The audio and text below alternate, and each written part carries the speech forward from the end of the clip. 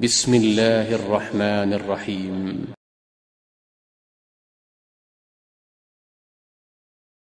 Bismillahirrahmanirrahim. Assalamualaikum warahmatullahi wabarakatuh. Waalaikumsalam warahmatullahi wabarakatuh. Alhamdulillah rabbil alamin. Wal aqibatu lil muttaqin wala udwana illa 'alal zalimin. Wassalatu wassalamu ala asyrafil anbiya'i wal mursalin. Nabina Muhammadin wa ala alihi wa sahbihi ajma'in. Ya ayyuhalladzina amanu taqullaha haqqa tuqatih wa la tamutunna illa wa antum muslimun. Subhanaka la ilma lana illa ma 'allamtana innaka antal alimul hakim. Allahumma la sahla illa ma ja'altahu sahla wa anta taj'al hazna idza syi'ta salama ba'd. Ikhwani fiddin rahimani warahmakumullah. Alhamdulillah, bersyukur kepada Allah kita bersilaturahmi meskipun jarak jauh lewat Zoom, dan tema yang sudah ditetapkan oleh panitia ini tema besar ya, yang kemudian kita akan bahas dari dua sisi ya.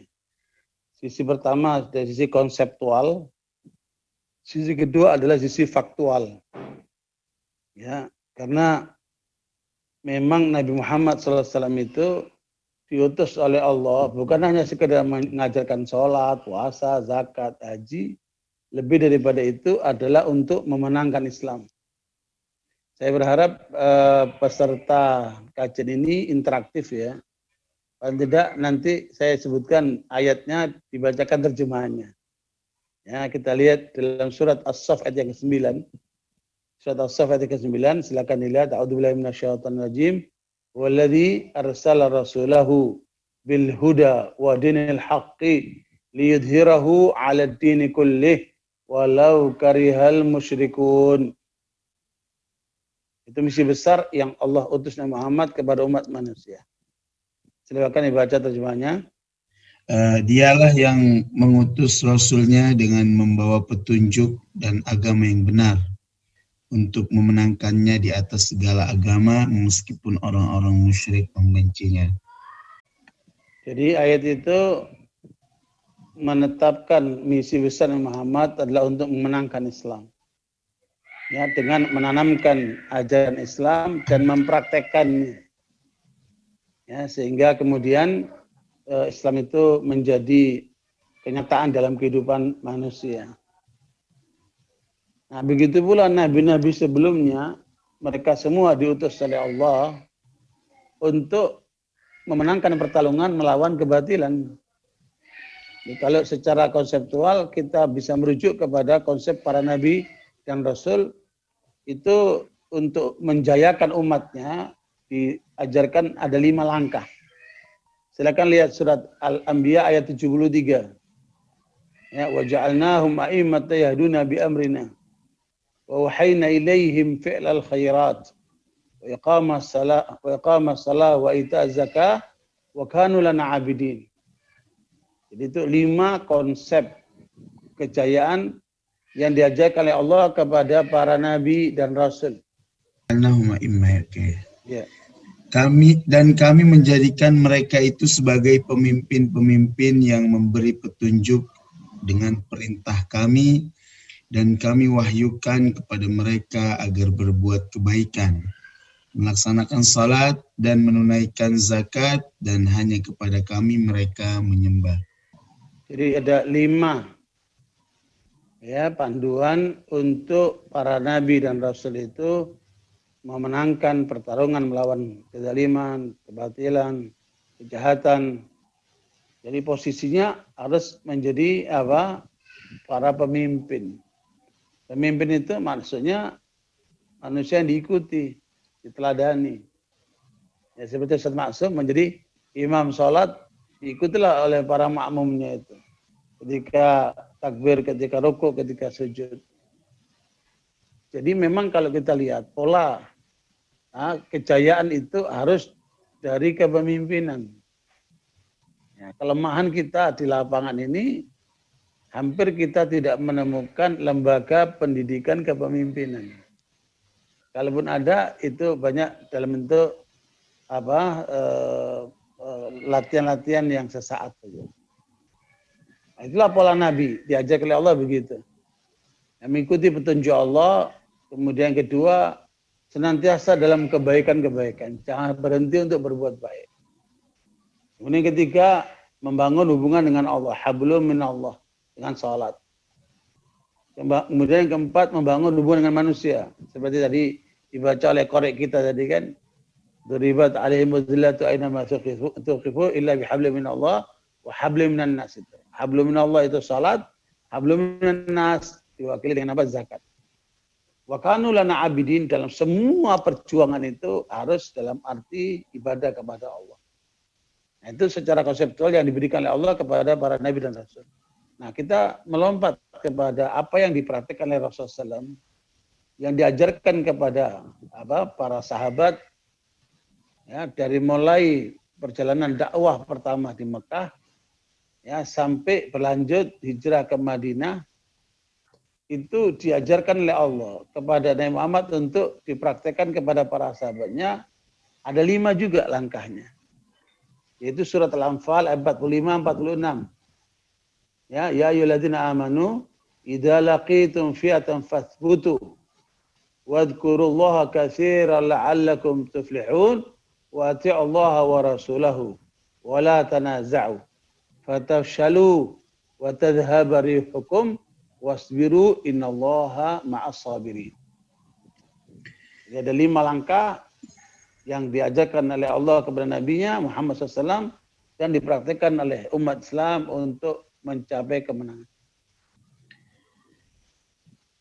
Ya, silakan Ustaz Masum. Ya. Wahai orang-orang yang beriman, apabila kamu bertemu pasukan musuh, maka berteguh hatilah dan sebutlah nama Allah sebanyak-banyaknya, berzikir dan berdoa agar kamu beruntung. Dan taatilah Allah dan Rasul-Nya dan janganlah kamu berselisih yang menyebabkan kamu menjadi gentar dan kekuatanmu hilang. Dan bersabarlah, sungguh Allah beserta orang-orang yang sabar. Jadi coba perhatikan itu, 5 langkah untuk menang. Tidak menyebutkan jumlah, tidak menyebutkan angka, tidak menyebutkan senjata, tapi semua adalah bangunan mental semua itu. Mental untuk tangguh dalam akidahnya, tangguh dalam ucapannya, tangguh dalam perilakunya. Ya, dan itu adalah konsep yang luar biasa yang Allah ajarkan kepada kita. Ya, kalau kita lihat di lapangan itu kebanyakan jebol di sini nih. Ya, tidak tangguh dalam keimanannya sehingga mudah untuk tunduk dengan rayuan-rayuan. Ya. Tidak tangguh dengan ucapannya sehingga menjadi plin-plan. Tidak tangguh dalam pribadinya, dalam perilakunya sehingga kemudian jadi kuntu loncat sono, loncat sini, tergantung kepentingan.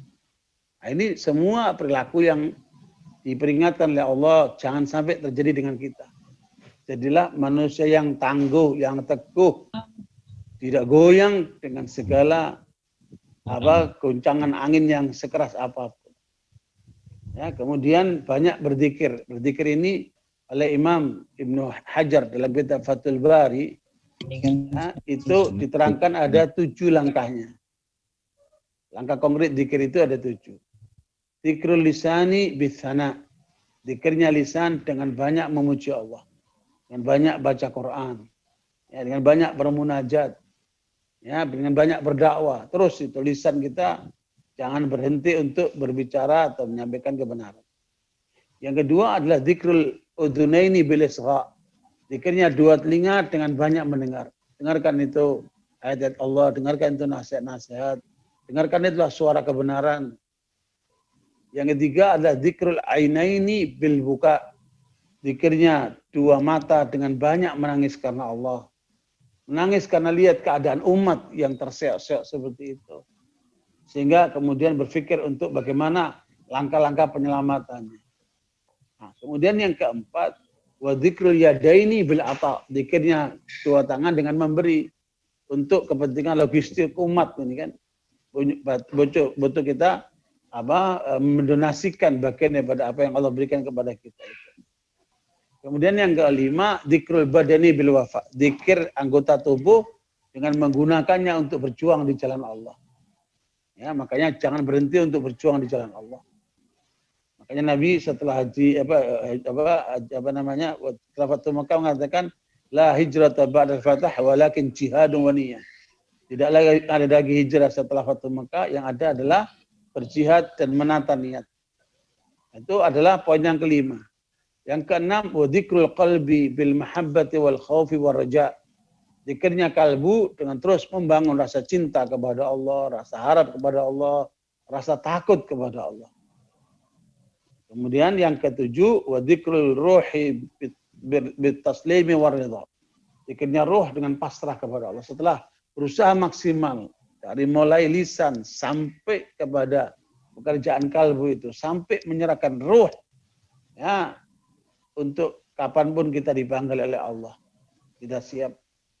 Nah, dengan demikian itulah rangkaian yang dibangun kepada diri para sahabat anhum. Kemudian mereka senantiasa taat kepada Allah dan Rasulnya dan menjauhi perpecahan. Ya, jangan ada perpecahan di tubuh perjuangan umat ini. Karena perpecahan itulah yang akan melemahkan kekuatan. Dan yang kelima adalah sabar. Ya, fa inna nasra ma'as sabr. Semuanya tidak ada kemenangan kecuali dengan kesabaran. Makanya jangan terburu-buru. Ya, harus memiliki jiwa sabar dalam perjuangan ini. Nah, Barakallahu hasilnya apa? Surat Al-Isra 81. Wa qul ja'al haqqu wa zahaqal batil. Innal batila kana zahuqa. Ya, prakteknya Rasulullah SAW setelah berdakwah di Mekah, berlanjut di Madinah, terjadilah perang Badar, perang Uhud, sampai Sulhul Hudaybiyah, sampai kemudian tahun ke-8 bulan Ramadan, Nabi dengan 10.000 para sahabat mampu menundukkan kota Mekah dan kemudian menghancurkan 360 berhala di depan Ka'bah, dan sambil Nabi membaca ayat itu, wa qul ja'al haqqu wa zahaqal batil innal batila kana zahuqa.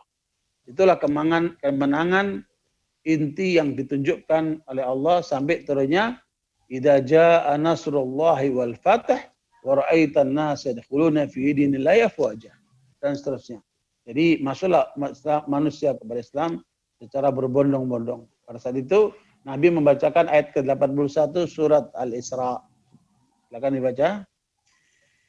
Dan katakanlah kebenaran telah datang dan yang batil telah lenyap. Sungguh yang batil itu pasti lenyap. Nah, Al-Imam Qatadah, murid Ibnu Mas'ud, begitu murid Ibnu Abbas, Qatadah mengatakan, laqad ja'al haqqu ay ja'al Qur'an. Wa zaqal batil ay syaitan. Jadi selama Al-Qur'an itu ditampilkan, ya, dipraktekkan, diperjuangkan, maka yang batil, yang namanya syaitan itu pasti akan sirna. Innal batila kana zahuqa, karena kebatilan itu tidak ubahnya dia seperti gelapnya malam. Ketika ada cahaya, maka tersingkirlah gelap itu. Makanya Al-Qur'an disebut nur, cahaya. Karena itu barakallahu, inilah secara konseptual Al-Quran mengajarkan kita untuk meraih kejayaan.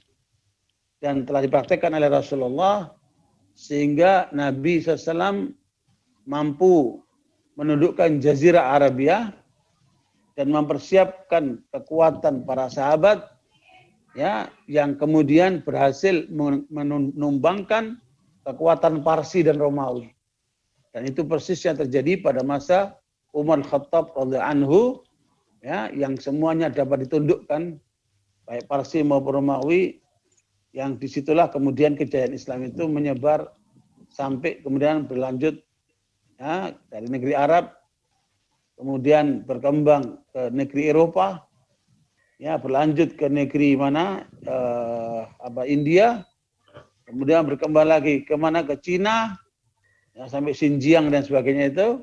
Kemudian berkembang sampai Turki, ya, dan menyebar sampai ke Indonesia. Luar biasa.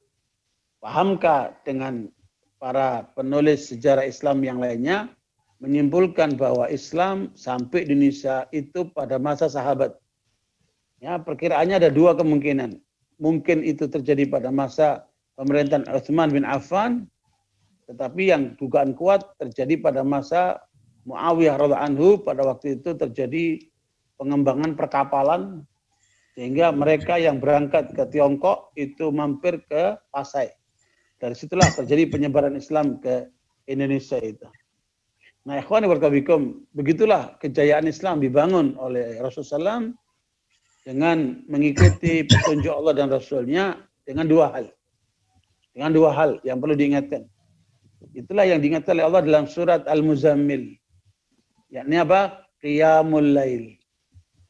Ya ayyuhal muzammil qumil laila illa qalila.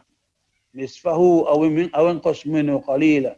Auzud alaihi waratil Qur'ana tartila. Sampai ayat yang terakhir, inna rabbaka ya'lamu annaka taqumu adna min thulutsil laili wa nisfahu wa thulutsahu wa ta'ifatun minal ladzina ma'ak wallahu yuqaddiru laila wan nahar aliman an tusawwata alaikum faqra'u ma tayassara minhu aliman saykum minkum marda wa akharun yadribuna fil ardi yabtaghuna min fadlillah wa akharun yuqatiluna fi sabilillah.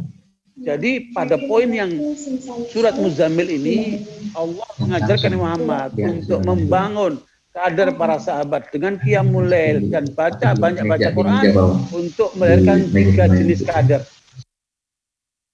Ya, jenis yang pertama penyabar, sehingga ketika diuji sakit itu dia bertahan sabar. Jenis yang kedua yang siap mencari logistik, mencari apa? Kebutuhan perjuangan. Yang ketiga adalah manusia yang pemberani, yang siap untuk berjuang di jalan Allah. Padahal waktu itu belum ada perang. Ya, tapi disuruh menyiapkan itu kadernya itu. 3, penyabar, dermawan, dan pemberani. Jadi kalau kita ingin menyiapkan kader umat itu harus ada 3 kategori ini. Penyabar, ya, kemudian apa? Dermawan dan pemberani. Didiklah anak kita ke arah itu. Baru kemudian surat Al-Mudatsir, ya ayyuhal mudatsir qum fa'andzir. Ini qiyamun nahar. Jadi qiyamun nahar, mereka bergerak dengan dakwah, dengan mengajar, dengan berjuang dan seterusnya. Makanya kesimpulan Hasan al-Basri, 2 karakter para sahabat itu. Ya. 2 karakter para sahabat itu yang dididik Nabi sehingga menjadi pemenang-pemenang dalam pertarungan itu. Yang pertama adalah ruhbanun billail. Mereka pendeta-pendeta di waktu malam. Wa fursanun bin nahar. Mereka menjadi pejuang-pejuang di waktu apa? Siang. Ya, mereka menjadi apa? Pejoki-pejoki di waktu siang. Nah, itu berarti 2 hal yang dibutuhkan, qiyamul lail dan qiyamun nahar. Ya. Tetapi setelah kemenangan-kemenangan itu, Nabi pun sebelum wafat menasihatkan kepada para sahabat yang kemudian diriwayatkan oleh apa namanya? Sariyah. Ya, Irbad bin Sariyah. Irbad bin Sariyah meriwayatkan wa'adana Rasulullah mau'idatan wajilat minhal qulub wa darifat minhal uyun, ya, wa darifat minhal uyun, ya, ka'annaha mau'idatun muwaddi'. Nabi sallallahu menasihati kami setelah salat subuh, ya, seakan-akan itu nasihat terakhir, sehingga mata kami bercucuran air mata dan bergoncanglah jiwa kami. Seakan-akan itu adalah nasihat terakhir. Apa nasihat Nabi? Fa innahu man ya'ish minkum fa sayara ikhtilafan katsira. Siapa yang hidup setelahku dari kalian akan menemukan banyak perbedaan. Ya, akan menemukan banyak perbedaan, banyak perselisihan. Maka Nabi mengatakan fa'alaikum bisunnati. Maka kalian harus memegang dengan ajaranku, sunnahku. Wa sunnatul khulafa rasyidin min ba'di wa'addu 'alaiha binawajid. Dan peganglah sunnahnya para khulafa rasyidin setelahku dan gigit erat-erat dengan gerahammu. Ya, itulah yang kemudian disimpulkan oleh Ibnu Abbas dengan manhaj ahlus sunnah wal jamaah. Ikuti sunnah Rasulullah dan ikuti jamaahnya para sahabat. Dan itulah ukuran kebenaran yang Allah terangkan dalam surat An-Nisa ayat 115. Wa may yushaqiqir rasulah min ba'di ma tabayyana lahul huda wa yattabi' ghaira sabilil mu'minin wallihi ma tawalla wa nuslihi jahannam wa sa'at masira. Silakan dibaca Ustaz Maksum surat An-Nisa ayat 115. Baik. Dan barang siapa menentang Rasul setelah jelas kebenaran baginya dan mengikuti jalan yang bukan jalan orang-orang mukmin, kami biarkan dia dalam kesesatan yang telah dilakukannya itu, dan akan kami masukkan dia ke dalam neraka jahanam, dan itu seburuk-buruk tempat kembali. Jadi kriteria aliran sesat, kriteria kelompok menyimpang hanya ada dua. Dia menyalahi Rasulullah, tidak mengikuti sunnah Rasulullah, dan yang kedua tidak mengikuti jalannya kaum mukminin. Ya, Imam Syafi'i menetapkan ijma' siapa kaum mukminin pada waktu itu ada para sahabat radhiyallahu anhum. Ya, jadi prinsipnya itulah ahlus sunnah wal jamaah. Berarti kita kalau mau berjuang untuk meraih kejayaan umat harus menggunakan metodologi yang diajarkan oleh Al-Quran dan Sunnah, yaitu dengan apa? Manhaj ahlus sunnah wal jamaah. Bukan dengan Syiah, bukan dengan Ahmadiyah, bukan dengan aliran sesat yang lainnya. Yang di Indonesia itu ada 300 aliran sesat. Semuanya mengatasnamakan Islam. Makanya harus kita raihkan atau gabungkan mereka dalam wilayah kategori ahlus sunnah wal jamaah.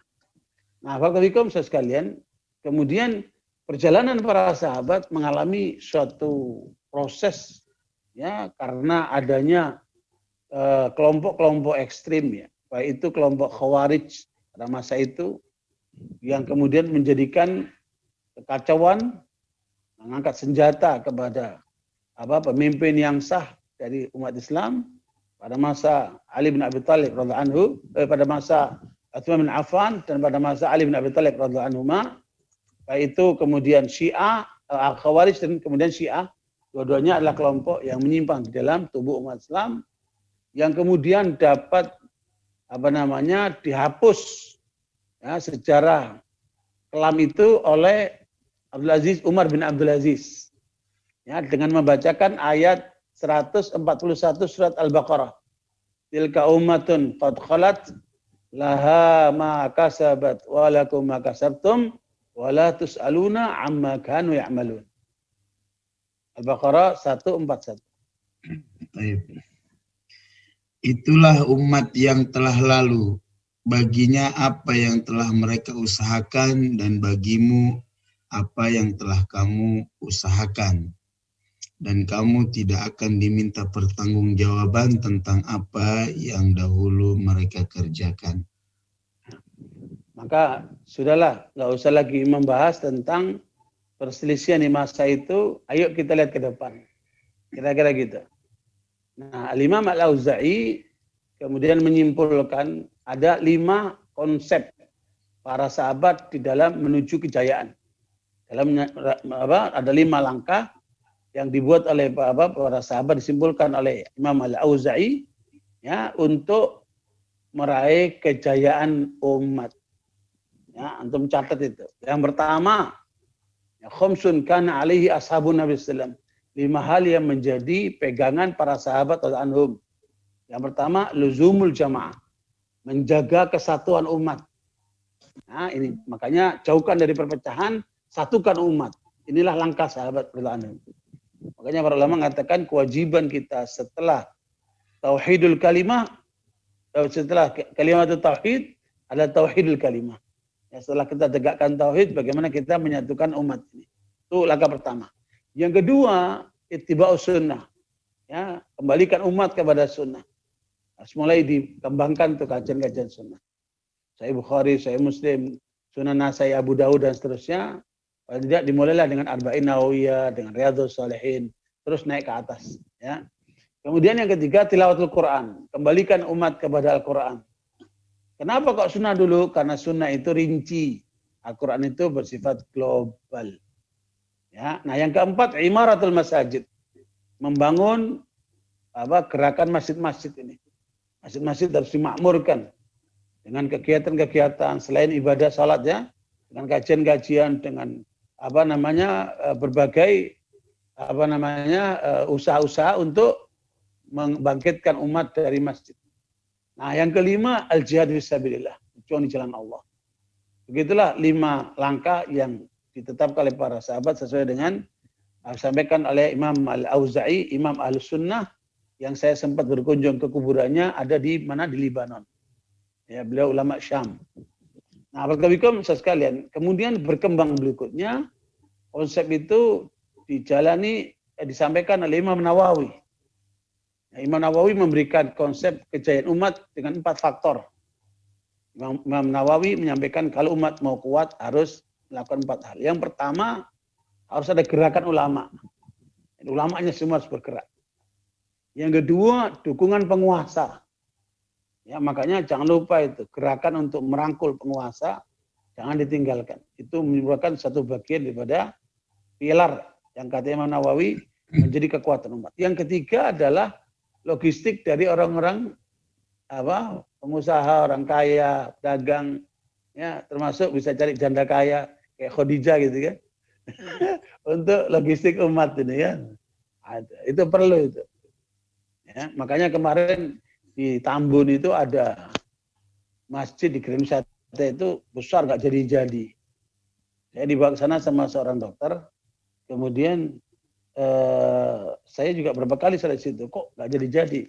Rupanya kata si dokter itu, udah Pak Ustadz, alhamdulillah ada ibu-ibu yang kemudian dia juga protes, kenapa ini masih nggak jadi-jadi. Hanya dia temuin pengurusnya, kenapa ini masih nggak jadi-jadi. Kata pengurusnya, kurang dananya Bu. Kurang berapa? Dihitung-hitung semua kurang 9 miliar. Kata ibu itu, saya tutup. 9 miliar itu saya tutup. Biar selesai di masjid. Masya Allah. Saya bilang, Pak Dokter, itu ibu janda atau punya suami? Kenapa Pak Ustadz? Kalau janda saya mau daftar. Pak Dukung logistik perjuangan ini bilang gitu. Masya Allah. Itu. Nanti kata Imam Nawawi, butuh dulu logistik para pengusaha itu. Ya. Nah yang keempat, doa-doa orang fuqara dan masakin. Itu menurut Imam Nawawi ada 4 langkahnya kalau umat ini ingin jaya. Ya. Nah kemudian hasil penelitian oleh Dr. Kailani dalam kitab Hakadha Dhahara Jilu Salahuddin. Ya, demikianlah tampilnya generasi Salahuddin. Dari hasil penelitian itu, Dr. Kailani ini alumni Amerika, warga Yordania. Yang melakukan penelitian bagaimana Salahuddin mampu mengalahkan kaum Salibis itu. Nah, ditemukan 3 pilar. Ya, 3 pilar yang ditemukan oleh beliau. Pilar yang pertama, gerakan ulama yang membangun umat selama 70 tahun. Di situ ada Imam Ghazali, di situ ada Syekh Abdul Qadir Jalani dan ulama-ulama lain. Ini pilar yang menurut hasil penelitian tadi Dr. Kailani. Yang kedua adalah pilar mak-mak, the power of mak-mak ini. Ya, gerakan ibu-ibu waktu itu yang luar biasa menyiapkan kader-kader muda, anak-anak mereka, ya, lewat pendidikan, lewat pembinaan, lewat segala macam itu. Ibu-ibu itu, jangan lupakan itu.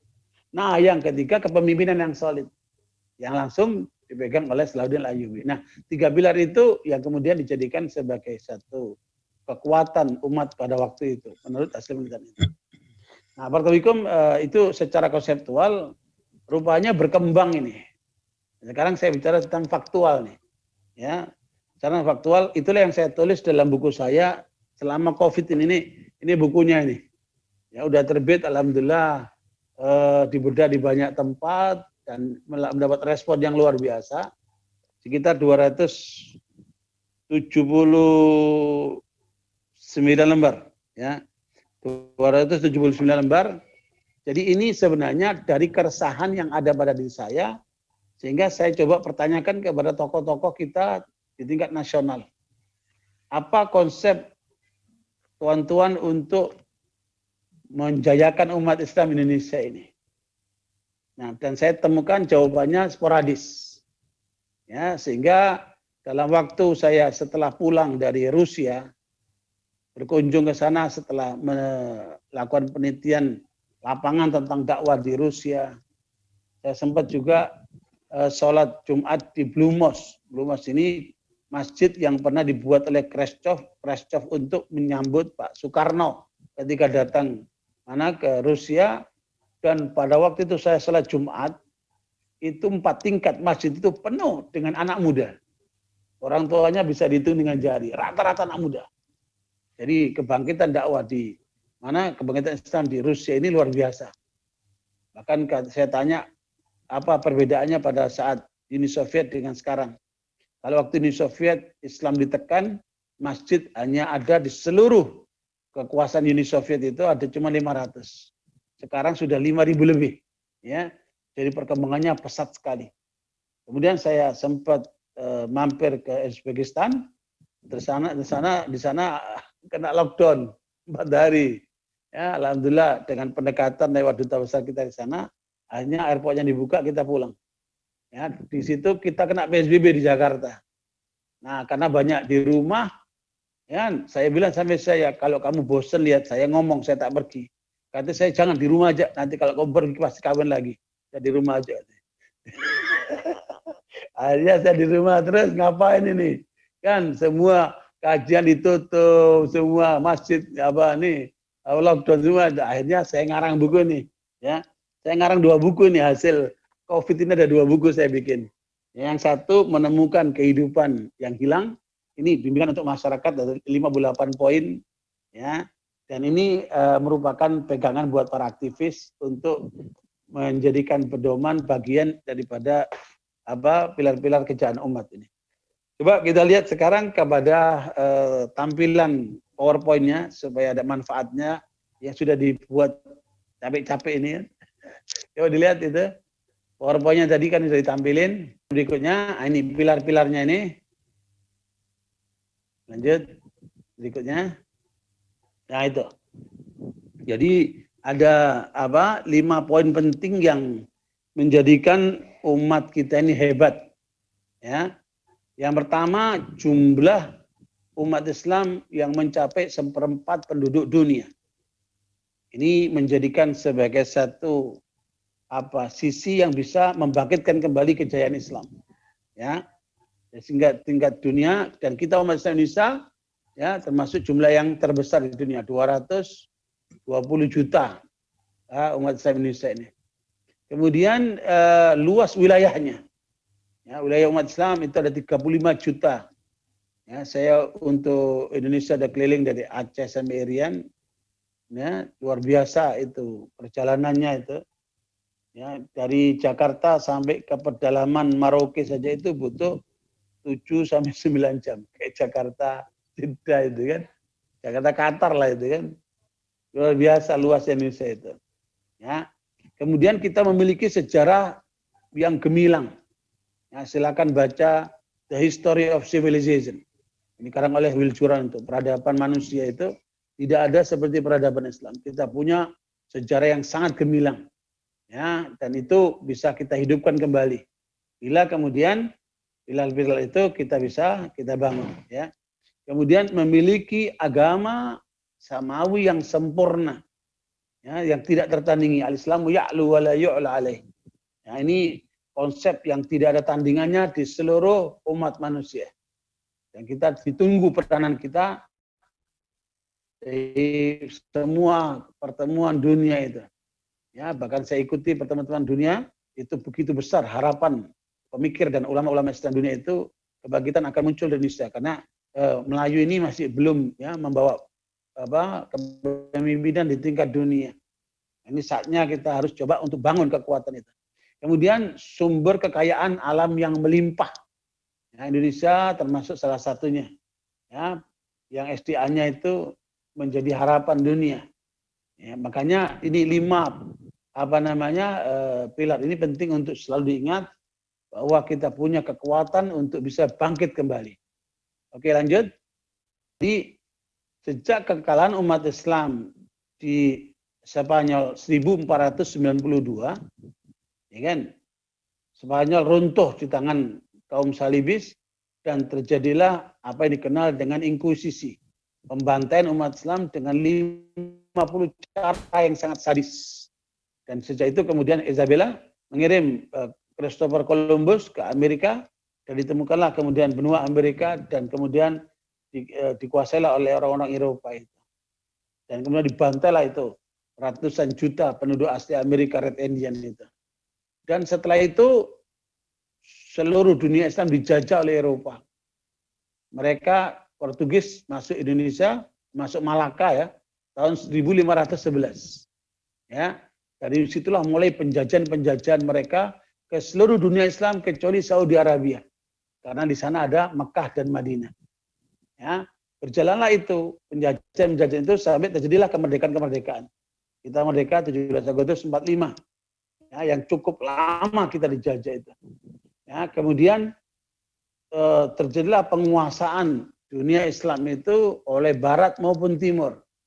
Ya, tapi kemudian kekuasaan itu terus bergeser dari tadinya itu Amerika dan Rusia dengan kekuatan umat Islam mampu menjadikan runtuhnya Uni Soviet tahun 92 atas kekalahan mereka di Afghanistan, sehingga Gorbachev mengatakan kami telah melakukan kesalahan perhitungan di Afghanistan. Jadi itu peran umat Islam dalam keruntuhan Uni Soviet yang kemudian runtuhlah itu Balkan, runtuhlah itu Eropa Timur, ya, dan kemudian kekuatan bergeser, ya, yang kemudian Amerika melakukan suatu analisa yang disampaikan oleh Huntington dan yang lainnya bahwa kekuatan yang akan menjadi ancaman bagi Amerika setelah Uni Soviet adalah kekuatan Islam. Maka dirancanglah mereka bagaimana cara menghancurkan kekuatan Islam dengan pola terorisme dan macam-macam, sehingga terjadilah WTC, kemudian penyerangan ke Irak, ya, dan kita semua tahu bagaimana kemudian mereka mengevaluasi bahwa pola itu ternyata tidak efektif. Bahkan Amerika menjadi terancam di mana-mana, ya, ekonominya semakin morat-marit, ya, kerugian mereka di Irak itu mencapai 2 triliun dolar. Begitu pula kerugian dengan manusia-manusia tentara-tentara Irak, ya, tentara Amerika yang di sana itu puluhan ribu. Nah, karena itu Barakallahu kemudian kekuatan timur bergeser ke Cina. Nah, Indonesia ini dikuasai oleh dua kekuatan barat dan timur. Inilah yang kita kenal sekarang dengan asing dan aseng. Yang asing itu barat ini adalah Amerika, Eropa, Australia. Ya, sementara timur ini Cina dan lain sebagainya itu. Ya.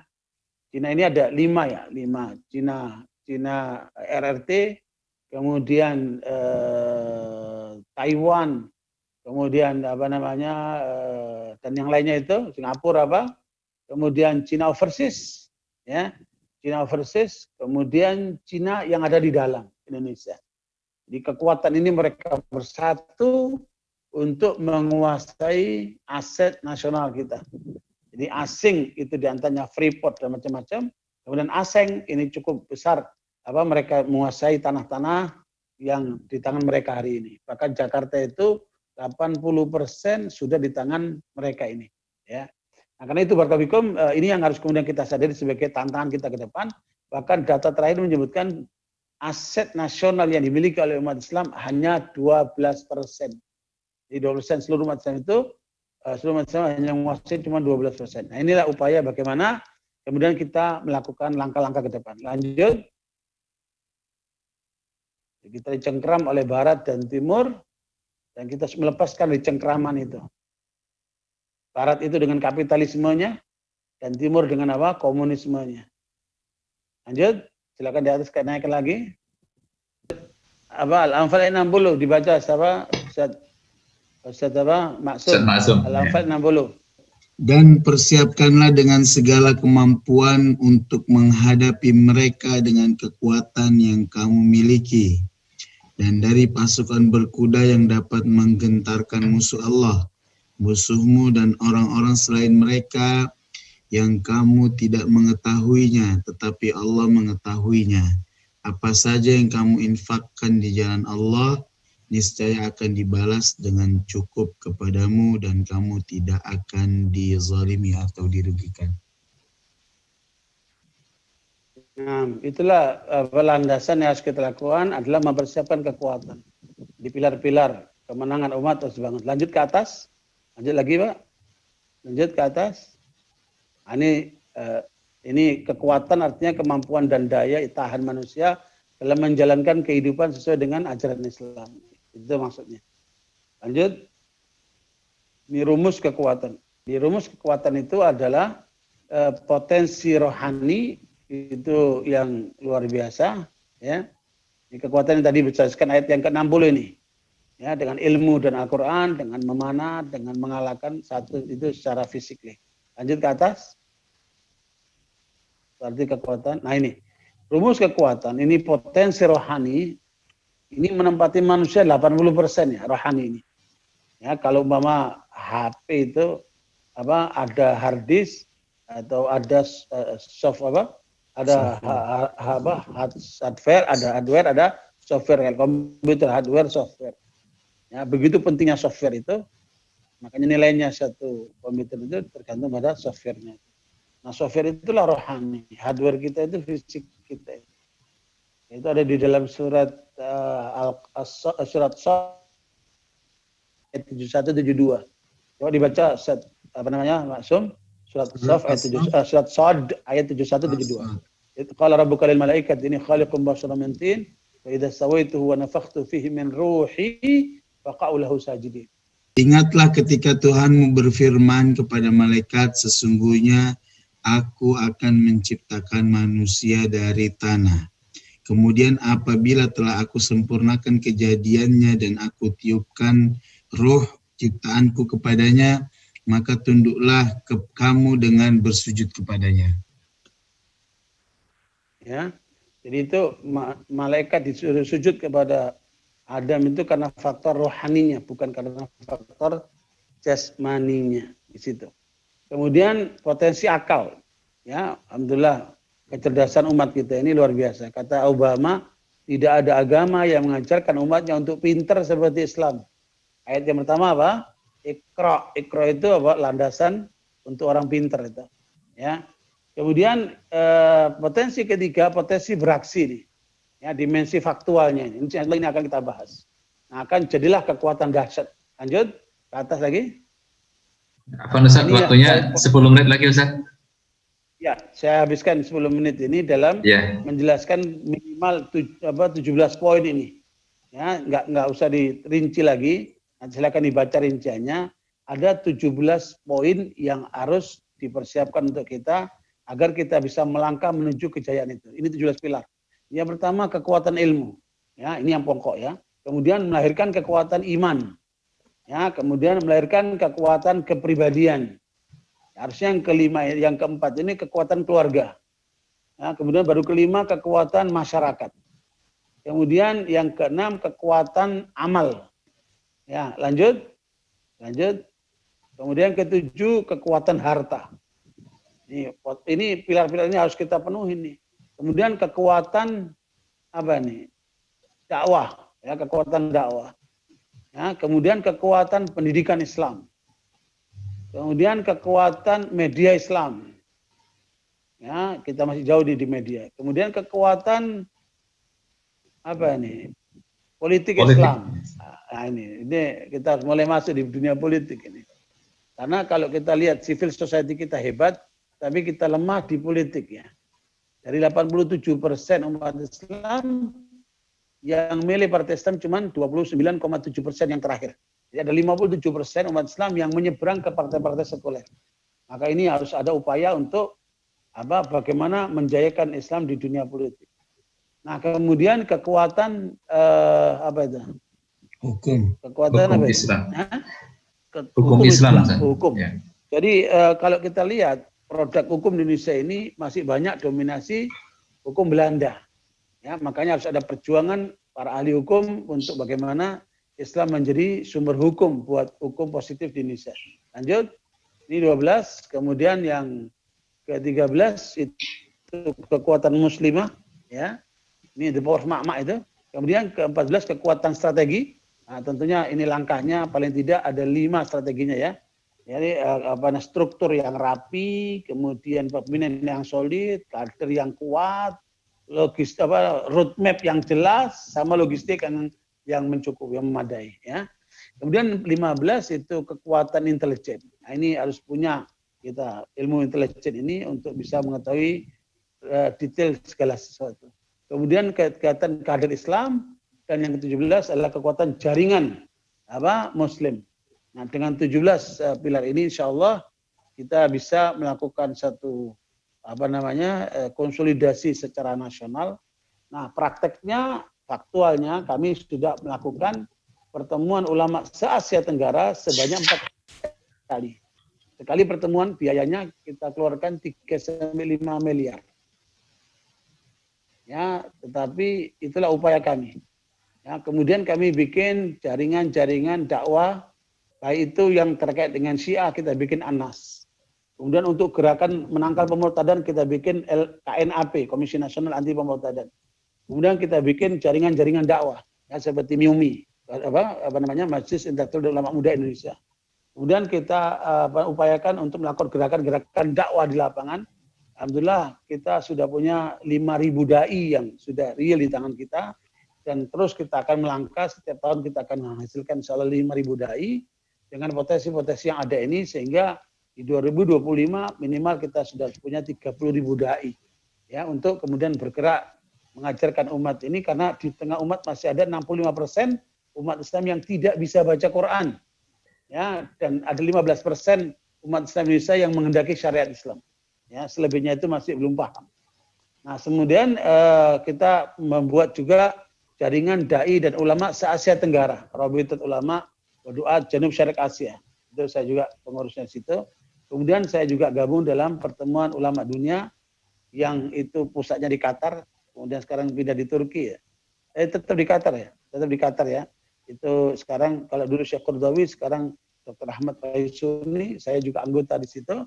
Kemudian kita juga mengupayakan berbagai langkah-langkah lain yang itu semua sebagai upaya, termasuk terakhir kita mencoba untuk mendirikan Masyumi ya, sebagai gerakan politik ideologis, karena sistem politik kita ini sudah banyak dirusak dengan uang oleh oligarki, sehingga harus dilawan dengan kekuatan ideologis ya. Sehingga kami membuat partai tanpa duit ya, sekarang sudah diterima di 29 provinsi, tinggal 5 lagi untuk memenuhi persyaratan validitas yang diakui oleh pemerintah seperti itu. Insya Allah rencana tanggal 7 November 2021 akan dilakukan deklarasi nasional di Senayan. Mudah-mudahan dengan itu kita akan semakin punya kendaraan politik, dan alhamdulillah kita juga komunikasi dengan kawan-kawan di PKS, ya, di P3, di PAN dan PKB dan sebagainya, sebagai satu aliansi strategis. Jadi kita tidak mengambil ceruk mereka, insya Allah kita ingin mengambil ceruk yang 57 yang ada di pendukung partai-partai sekuler itu. Jadi hasil penelitian terakhir, komunitas politik di Indonesia itu ada 11%. 89% itu masuk kategori masa mengambang. Nah, itu yang diperebutkan. Ya, dengan itu kita punya kendaraan politik untuk bisa berjuangkan hak-hak umat Islam secara politis dan yuridis formal ya. Dan alhamdulillah itu mudah-mudahan menjadi harapan kita semua, karena secara civic society kita sudah kuat, beda dengan Turki. Turki itu politik society-nya hebat, tapi civil society-nya masih lemah. Masjid masih kosong banyak, perempuan masih nggak jilbab, segala macam. Tapi di Indonesia lebih hebat dari mereka di sisi civil society. Tapi sisi politik kita remuk, masih jauh dari harapan sesuai dengan jumlah umat Islam yang mayoritas ini. Saya kira itu secara ringkas kita perkaya insya Allah dengan diskusi. Barakallahu fiikum. Muhammad alhamdulillah rabbil alamin. Baik. Nah, terima kasih banyak jazakallah khairan jaza kepada Ustaz Ahmad Ubah yang telah menyampaikan penjelasannya begitu gamblang ya, Masya Allah. Banyak sekali poin-poin yang tadi beliau sampaikan tentang pilar-pilar ya, bagaimana kita bisa menjayakan umat, baik secara konseptual maupun secara faktual yang tadi beliau jelaskan ya. Dan tadi juga yang cukup berkesan itu adalah bagaimana di antara pilar itu adalah zikir ya. Kita zikir kepada Allah Subhanahu wa taala dengan 7 poin yang dikatakan tadi, dengan lisan kita, dengan 2 telinga, 2 mata, 2 tangan, anggota badan, hati, dan juga dengan ruh kita, yang itu akan menjadi prasyarat ya bangkitnya kekuatan kaum muslimin. Baik, hadirin Bapak dan Ibu rahimakumullah, kita masih punya waktu kurang lebih 10 menit ya, karena di Qatar ini nanti menjelang maghrib ya, maghrib insya Allah akan tiba pukul 16:52 menit. Jadi kita akan buka sesi tanya jawab kurang lebih 10 menit sampai 15 menit. Dipersilakan kepada Bapak dan Ibu rahimakumullah yang ingin menyampaikan pertanyaan, bisa langsung ataupun lewat chat. Dipersilakan. Saya juga masukkan kritikan, silakan. Ya, tafadhol. Sesuai dengan permintaan Ustaz. Silakan Bapak dan Ibu rahimakumullah. Terima kasih. Tadi sempat disinggung juga tentang bagaimana Salahuddin Al-Ayyubi memperoleh kemenangan yang gilang-gemilang ya ketika mengalahkan pasukan salib. Lantas bagaimana dengan ini satu lagi yang juga fenomenal ya, yaitu Muhammad Al-Fatih yang berhasil menaklukkan Konstantinopel. Itu kira-kira apakah faktor-faktornya itu sama ataukah ada yang lain yang membuat Allah memberikan pertolongan kepada Muhammad Al-Fatih? Terima kasih. Ya, barakallahu. Jadi Muhammad Al-Fatih itu kalau kita ikuti ya, saya juga ke Turki berapa kali melihat museumnya, membaca sejarahnya. Jadi yang paling menonjol dari kemenangan yang dilakukan oleh Muhammad Fatih itu paling tidak ada dua. Yang pertama itu arahan ulama. Jadi beliau itu sangat hormat dengan para ulama. Ini pilar ini sangat penting. Ya, yang kedua kesalehan Muhammad Fatih sendiri. Dibayangkan antum seluruh pasukan, kemudian disuruh duduk semua, kemudian ditanya, ya, yang sesuai dengan pertanyaan berdiri. Siapa yang sholat 5 waktu berjamaah? Berdirilah banyak. Udah duduk. Kemudian siapa yang melaksanakan qiyamul lail? Ya, mulailah sedikit berdiri. Kemudian ditanya lagi, siapa yang puasa Senin Kemis? Dikit lah itu. Ya, kemudian siapa yang puasa Daud? Hampir tidak muncul. Ya. Dan justru dialah yang tampil. Jadi kalau kita lihat dari sisi itu, memang yang menonjol dari Muhammad Al-Fatih ini kesalehannya. Dan kemudian beliau juga nampak sekali ketertundukannya, hormatnya dengan ulama guru-gurunya itu. Jadi betul-betul mendengarkan nasihat guru-gurunya yang dianggap kesucian jiwanya itu melebihi dirinya, sehingga nasihat-nasihat itu menjadi pertimbangan utama. Nah, dua hal itu yang saya lihat menonjol pada diri Muhammad Al-Fatih. Selain memang Nabi Muhammad SAW telah memberikan satu sinyalemen ya, bahwa kekuasaan Romawi itu akan jatuh di tangan pasukan yang komandannya itu adalah hamba Allah yang soleh. Itulah Muhammad Fatih, dan berhasil ditundukkan pada tahun 1456 kalau tidak salah itu. Ya, dikalahkannya Romawi dan jatuhlah Istanbul sebagai tempat dulu yang namanya Konstantinopel itu. Ya, dan kemudian Hagia Sophia yang saya kunjungi itu menjadi kebanggaan kaum Nasoro di Eropa sana. Mereka tangis itu yang namanya Hagia Sophia itu, tapi ternyata Hagia Sophia itu dibeli oleh sang sultan untuk diwakafkan kepada umat Islam. Ya, baru sekarang ini kemudian pada masa redukan dihidupkan kembali. Ya, waktu saya ke sana masih belum, masih itu gambar Maria masih ada terus, tapi sepertinya nggak dihapus itu. Hanya fungsi gereja itu Hagia Sophia itu sekarang sudah digunakan untuk masjid. Ya, wallahu a'lam. Ya, jazakallahu khair atas penjelasan. Jadi tadi rahasianya ada dua ya. Yang pertama itu adalah bagaimana ketundukan dan kedekatan ya Muhammad Al-Fatih dengan para ulama-ulama ya, istiqomah tentunya. Kemudian yang kedua adalah kesalehan dari sang sultan sendiri yang begitu luar biasa. Baik, Bapak Ibu rahimakumullah, dipersilakan barangkali ada yang mau bertanya. Bisa langsung raise hand atau menghidupkan mikrofonnya. Itu Pak Dedi. Ya, monggo Pak Dedi. Dipersilakan. Waalaikumsalam. Dalam meningkatkan atau enggak membuat jenis kekuatan yang nomor 11 itu, yaitu kekuatan politik Islam. Tadi Ustadz bilang mungkin tahun depan akan mendeklarasi suatu partai. Apa pendapat Ustadz kalau misalnya membuat partai itu akan lebih baik? Bagaimana dengan pendapat dengan meningkatkan atau menguatkan partai-partai Islam yang ada? Emang tadi Ustadz sudah menginfokan bahwa akan mengambil sekian persen yang mereka itu masih di luar memilih partai Islam tersebut. Pertanyaannya kenapa tidak gabung dengan partai Islam yang ada? Assalamualaikum. Ya, Barakallahu. Jadi begini, perjuangan Islam melalui partai itu mengalami dua keadaan.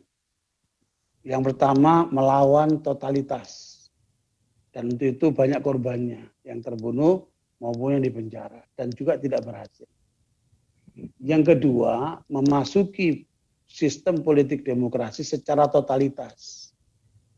Meskipun menang, ternyata juga digagalkan, seperti yang dialami oleh Fis, terakhir dialami oleh Mursi. Ya. Nah, langkah yang ketiga ini yang belum banyak dilakukan. Jadi, Ana bersinggungan dengan kawan-kawan aktivis partai-partai itu, yang dulunya saya tidak pernah terlibat dengan partai. Saya, meskipun masternya politik, saya tidak pernah terlibat dengan partai. Dan saya menemukan banyak sekali aktivis partai yang mereka tadinya dakwah. Kemudian karena rekrutmen partai itu, banyak dari mereka meninggalkan dakwahnya. Bahkan tadinya megang pesantren, ditinggal pesantrennya. Dan banyak dari mereka yang kecewa. Kalau saya hitung bisa sampai 3.000 orang. Ya, yang tadinya mereka aktivis dakwah, kecewa dengan partai-partai yang ternyata tidak familiar dengan gerakan dakwahnya lagi. Nah, karena itu setelah peristiwa DKI, pada saat Ahok itu begitu kuatnya untuk maju menjadi gubernur, berhadapan dengan Anies Baswedan, ya kan? Kalau kita lihat hitungan rasional, Anies nggak akan menang.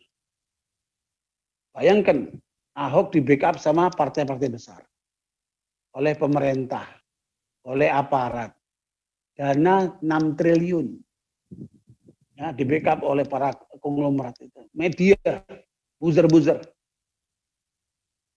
Kalau secara rasional Anies tidak akan menang. Tetapi kita semua bergerak dalam dunia dakwah itu membackup politik yang ada, Anies harus menang. Wakil umat Islam harus menang. Dan berhasil. Nah, disitulah saya mulai berpikir bagaimana pola DKI ini kita nasionalkan. Jadi perpaduan antara gerakan politik dengan gerakan dakwah. Karena di tengah umat ini masih banyak yang alergi politik, alergi dengan demokrasi, alergi dengan... Nah, kita di Masyumi ini berjuang mencoba untuk melakukan upaya merangkul dua kekuatan itu. Kita menjadikan seperti di DKI itu kita nasionalkan. Gerakan politik dan gerakan dakwah. Nah, ini sebagai satu usaha. Dan kita komunikasi lah dengan kawan-kawan yang ada di partai itu, nggak ada masalah. Karena partai-partai itu sudah ada ceruknya, sudah ada polanya, sudah ada modelnya seperti itu. Kita ingin yang lain. Nah, makanya nanti Partai Masyumi ini kita akan jadikan pertama partai digital. Untuk menekan biaya. Dan melakukan satu langkah-langkah menutup semua pintu korupsi dan pragmatisme. Yang untuk cari kekuatan, kekuasaan lah apa segala, itu kita tutup pintunya. Dan satu-satunya partai yang nanti akan muncul bermanhaj Ahlussunnah wal Jamaah. Belum ada partai bermanhaj Ahlussunnah wal Jamaah. Kita ada anggaran dasarnya. Ya, identitas kita bermanhaj Ahlussunnah wal Jamaah. Itu akan membedakan dengan yang lain. Makanya kita akan justru menaungi gerakan-gerakan dakwah, tetapi kita bawa mereka ke dunia politik supaya melek nih. Ya, bahwa justru kelemahan kita itu di politik. Dan kita dibikin apolitik luar biasa di masyarakat kita. Sampai banyak itu alergi, nggak boleh bicara di masjid politik. Orang sudah alergi semuanya itu kan, dirusak kita. Dan saya tahu di sana ada satu kekuatan yang memang bekerja siang malam untuk menjauhkan umat Islam dari politik. Gitu. Jadi insya Allah sesuai dengan harapan kita nggak berbenturan, kita justru menyusur kekuatan bersama insya Allah. Oleh berfikir. Syukran. Ya, syukran Pak Hedi dan juga Ustaz Farid. Ini ada satu lagi pertanyaan terakhir ya, karena waktu maghrib kurang lebih 10 menit lagi azan berkumandang. Saya bacakan aja. dari Pak Roni, kita sudah melihat partai-partai Islam yang katanya berjuang di dalam sistem demokrasi yang dianut oleh Indonesia, namun semuanya gagal, bahkan malah terjerumus dalam sistem demokrasi yang kubur. Bukankah yang seharusnya diperjuangkan adalah mengganti sistem demokrasi dengan sistem Islam? Ya, tafadhol Ustaz, jawabannya. Ya, itu kan idealnya. Memang kita mau Islam secara totalitas. Caranya gimana itu? Ya, kepada yang bertanya itu suruh jawab itu. Gimana caranya coba? Jadi omongan itu gampang, tapi gimana caranya? Itu kan perlu strategi, perlu taktik, perlu macam-macam. Jadi itu terlalu menyederhanakan masalah. Ya, yang jelas bahwa dalam politik itu bersifat ijtihad. Beda dengan Syiah. Syiah itu politik itu akidah. Jangan lupa itu. Ya, makanya kajian siasat syariah politik Islam itu adanya di fikih, bukan di akidah. Makanya kalau kita ada beda pendapat dalam masalah politik, jangan saling salah menyalahkan, jangan saling menyerang. Biarlah kita beristihad mencari yang terbaik buat umat ini, tapi justru saling mengisi, saling mengingatkan, saling menasihati, bukan saling mojokkan, apalagi saling menjatuhkan. Ya, karena beda pendapat, ya apalagi beda pendapatan nggak ada masalah lah. Tapi jangan sampai beda akidah. Kan? Nah, mudah-mudahan itu bisa dipahami. Semua kita tentunya semangatnya sama, ingin Islam secara totalitas, tapi kita dihadapkan dengan kenyataan. Kita lahir sudah ada demokrasi. Kita lahir, bangsa kita sudah dijajah sekian lama oleh bangsa lain, kan? Makanya generasi kita ini sekarang pada posisi akan masuk generasi ketiga. Jadi generasi itu 40 tahun ya.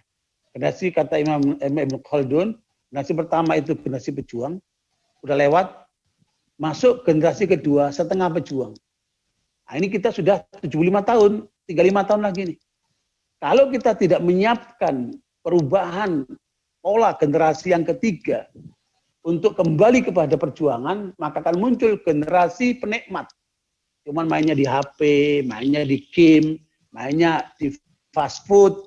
Dia nggak mau ruwet dengan perjuangan itu. Nah, jangan sampai terjadi ada generasi ketiga kita seperti itu. Makanya 5 tahun ini kesempatan untuk kita menyiapkan generasi hebat dari umat ini. Maka itu saya sedang lagi membuat tulisan, sudah 200 lembar, itu Muslim from zero to hero. Ya, Muslim from zero to hero. Ya, mudah-mudahan itu untuk menjadi panduan supaya menyiapkan generasi hebat ke depan. Saya kira itu. Paling tidak kita upayalah. Ya, barakallahu fikum.